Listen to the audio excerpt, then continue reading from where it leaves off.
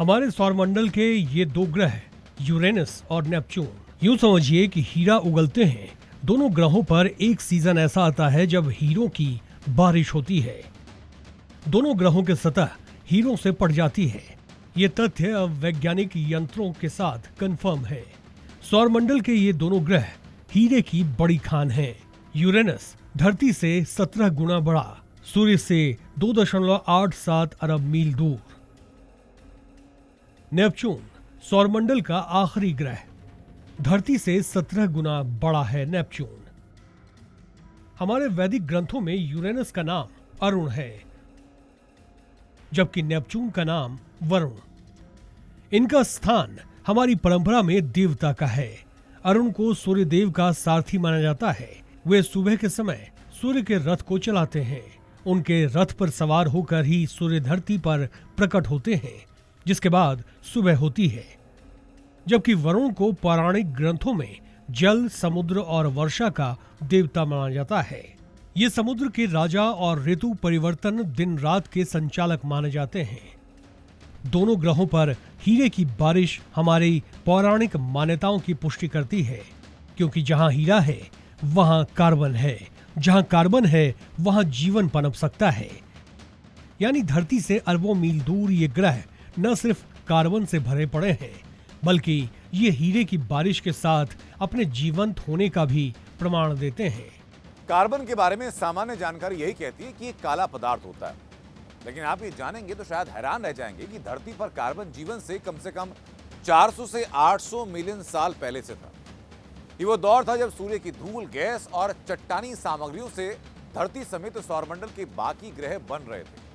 इसी कार्बन से धरती पर जीवन की पहली सुगबुगाहट हुई, क्योंकि कार्बन के अणुओं से ही जीवन के लिए जरूरी अमीनो एसिड शुगर का निर्माण हुआ और उसी कार्बन से हीरा बनता है। धरती समेत सौरमंडल के इन 5 ग्रहों पर हीरा होने के पर्याप्त प्रमाण हैं।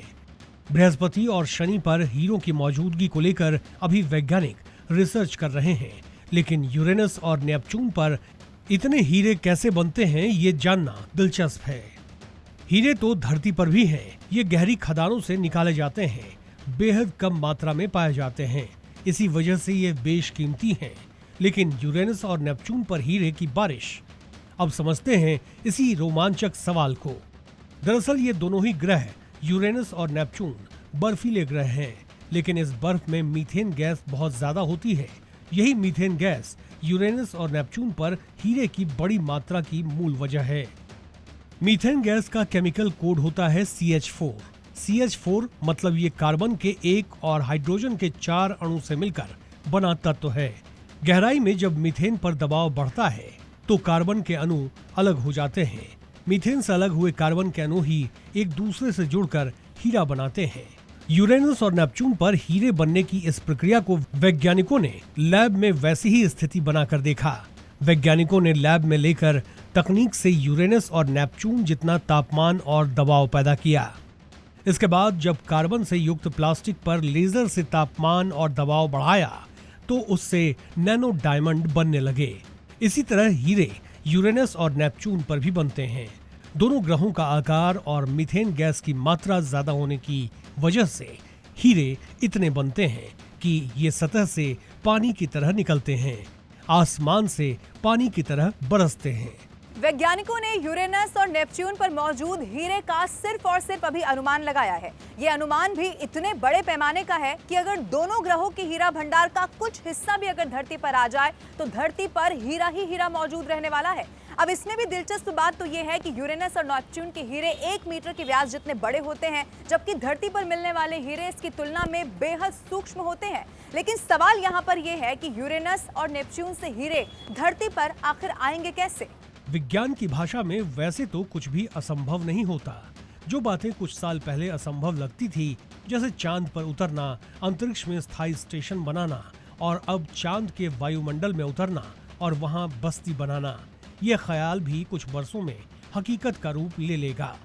दुनिया भर की स्पेस एजेंसियां इसके लिए अपने अपने मून मिशन पर काम कर रही हैं। अगर चांद पर इंसानी बस्ती बन जाएगी तो वहां से मंगल और दूसरे ग्रहों की यात्रा आसान हो जाएगी। लेकिन सवाल है, तब भी क्या यूरेनस और नेपच्यून से हीरा धरती पर लाया जा सकेगा? चंद्रमा से दूरी यूरेनस 1.6 अरब मील, नेपच्यून 2.7 अरब मील।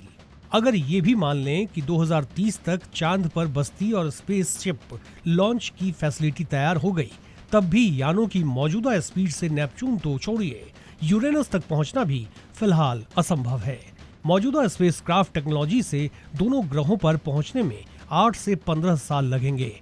इतनी लंबी अवधि के लिए इंसानों को लेकर जाने वाला कोई यान नहीं बना है। दोनों ही ग्रह बर्फ के दानव हैं। यहाँ -224 डिग्री तापमान होता है। इसके साथ 900 किलोमीटर प्रति घंटे की रफ्तार से हवाएं चलती है। हवा में मीथेन गैस की भारी मात्रा की वजह से ये जहरीली होती है। यानी इंसान अपने यान से यूरेनस और नेपच्यून तक पहुंच भी गया तो वहां 1 मिनट तक जिंदा रहना मुश्किल है। हीरा लाना तो दूर की बात है। तो फिलहाल यूरेनस और नेपच्यून का हीरा धरती पर लाने का ख्याल वैज्ञानिकों ने छोड़ दिया है, क्योंकि आज की तकनीक से संभव नहीं है। क्या पता कुछ दशकों में ऐसी कोई तकनीक विकसित हो जिससे कम समय में लंबी दूरी की यात्रा हो और अपने यान के साथ इंसान मुश्किल ग्रहों पर भी अपने लिए अनुकूल वातावरण तैयार कर ले। वैसे वैज्ञानिक तो यही कहते हैं कि धरती पर ही हीरे भरपूर मात्रा में हैं, लेकिन ऐसी कई संभावित खदानों को इंसान अब तक पहचान ही नहीं पाया। हीरों की दुनिया में ये कहावत बड़ी आम है, हीरा है सदा के लिए। ये कहावत हीरो की उत्पत्ति से जुड़ी हुई है, जिसमें कहा जाता है धरती पर हीरा है सदा से।